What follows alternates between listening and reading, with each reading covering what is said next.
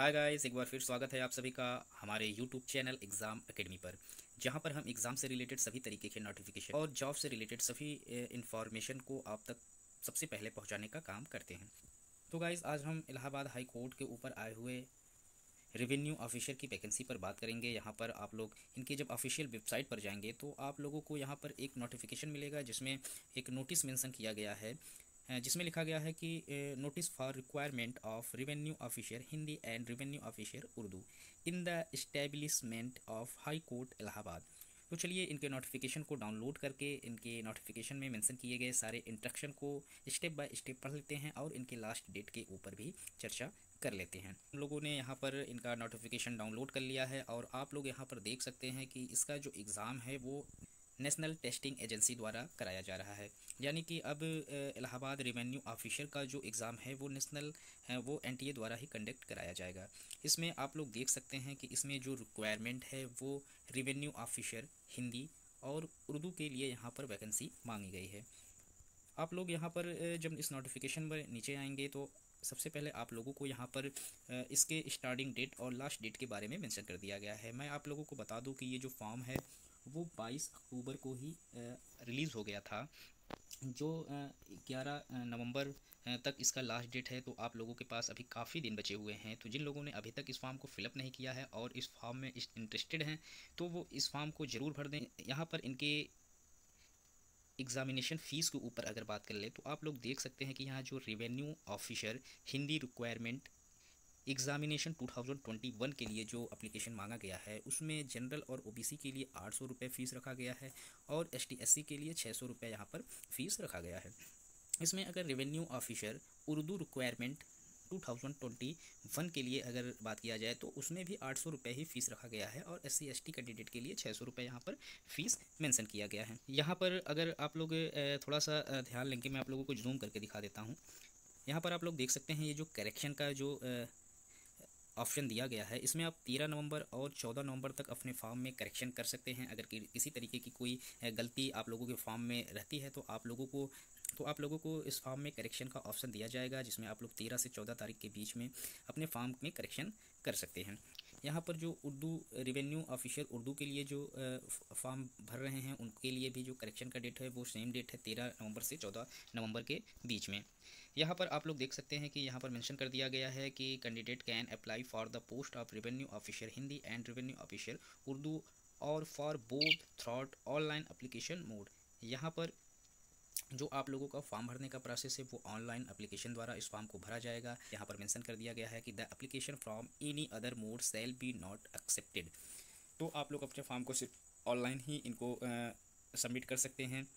यहाँ पर यह भी मेंशन कर दिया गया है कि ओनली वन एप्लीकेशन आप लोग यहाँ पर एक फ़ीस में कर सकते हैं।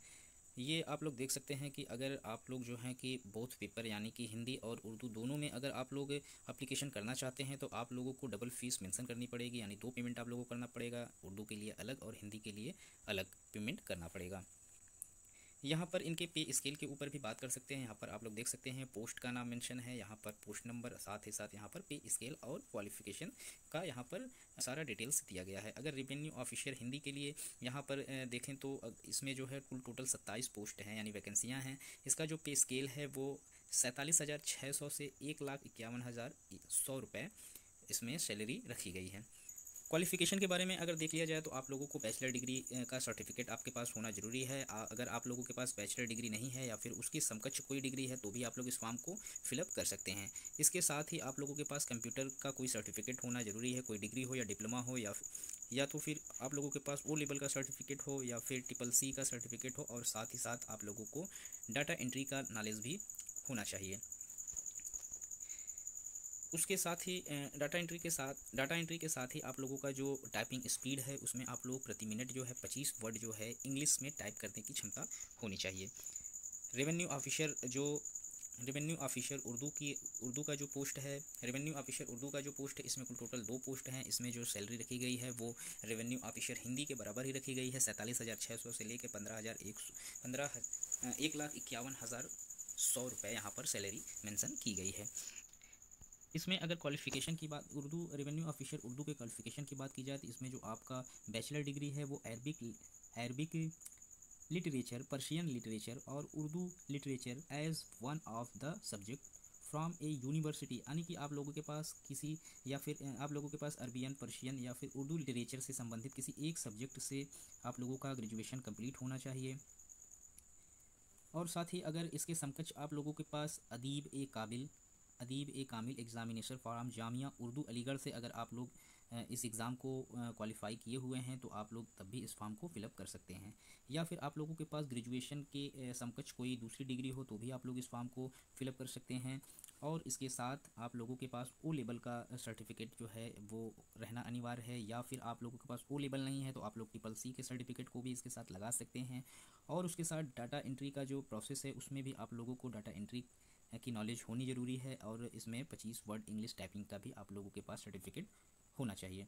यहाँ पर सीट रिजर्वेशन के बारे में भी बता दिया गया है। शेड्यूल कास्ट के लिए 21%, शेड्यूल ट्रिबल के लिए 2% और अदर बैकवर्ड के लिए 27% रिजर्वेशन यहाँ पर मेंशन किया गया है। यहाँ पर जो है कि वुमेंस के लिए 20% रिजर्वेशन है, और डिपेंडेंट ऑफ फ्रीडम फाइटर के लिए यहाँ पर 2% रिजर्वेशन है। एक्स सर्विसमैन के लिए 5%, फिजिकल हैंडीकैप के लिए 3%, और स्पोर्ट मैन पर्सन के लिए 1% रिजर्वेशन मेंशन किया गया है।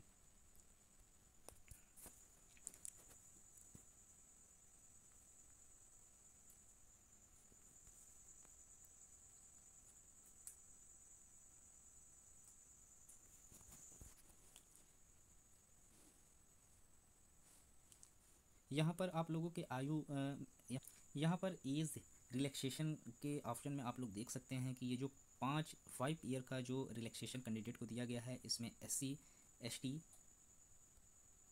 उसके बाद other backward class and department of freedom fighter को जो है 5 वर्षों का रिलैक्सेशन दिया गया है। यहाँ पर आप लोग देख सकते हैं एक्स सर्विसमैन को भी 3 साल का एज रिलैक्सेशन दिया गया है।